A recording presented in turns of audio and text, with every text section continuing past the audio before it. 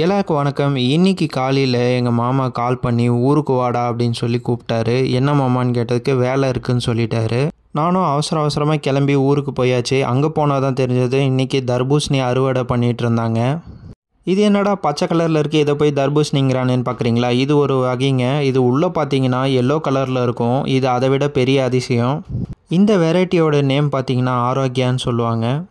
இது பார்க்கவே அழகாக எல்லோ கலரில் இருந்தது. சாப்பிட்றதுக்கும் ரொம்பவே ஸ்வீட்டாக இருக்குது. தண்ணியும் நிறையவே இருக்குது இதில். இந்த வெரைட்டியை நாங்கள் இப்போ தான் ஃபஸ்ட் டைம் பயிர் வைக்கிறோம். ஆனால் சென்னை மார்க்கெட்டில் இதுக்கு முன்னாடி பார்த்துருக்கோம், சாப்பிட்ருக்கோம்.